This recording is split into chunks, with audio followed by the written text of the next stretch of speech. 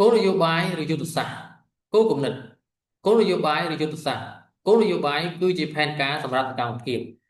គោលនយោបាយទឹកស្អាតការសម្អាតនិងអនាម័យជនបទសំដៅលើផែនការដែលកំណត់ដោយរាជរដ្ឋាភិបាលកំណត់គោលដៅនីតិវិធី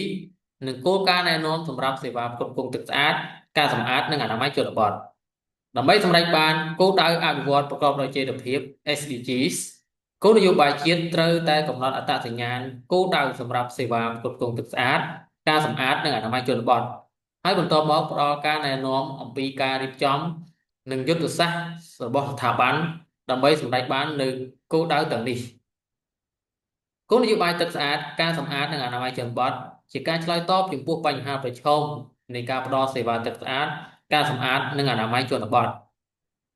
ក្នុងគោលបំណងលើកកម្ពស់ការផ្ដល់សេវាទឹកស្អាតការសម្អាតនិងអនាម័យជនបទឲ្យមានភាពប្រសើរឡើងការកំណត់អភិបាលកិច្ចរចនាសម្ព័ន្ធស្ថាប័ននិងហិរញ្ញវត្ថុគឺជាការចាំបាច់ក្នុងគោលនយោបាយទឹកស្អាតការសម្អាតនិងអនាម័យជនបទរំលេចលើវិស័យអាទិភាពនិងបញ្ជាក់នៅសកម្មភាពដែលចាំបាច់ត្រូវអនុវត្តដោយអ្នកណានៅពេលណានិងនៅកន្លែងណា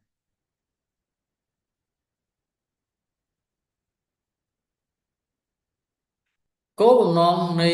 គោលនយោបាយទឹកស្អាតការសម្អាតនិងអនាម័យជនបទគឺដើម្បី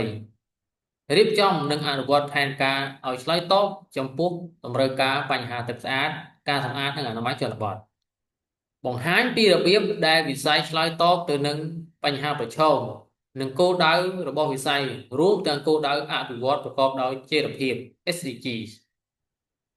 បង្ហាញអាទិភាពសំខាន់ៗសម្រាប់វិស័យ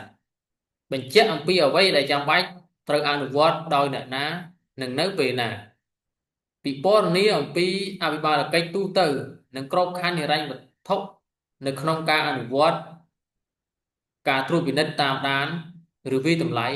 និងការរៀបចំរបាយការណ៍គោលនយោបាយមានតួនាទីបង្កបរិយាកាសសមស្របដល់ស្ថាប័ននិងភាគីពាក់ព័ន្ធនានានៅក្នុងការអនុវត្តតួនាទីនិងភារកិច្ចប្រកបដោយការទទួលខុសត្រូវ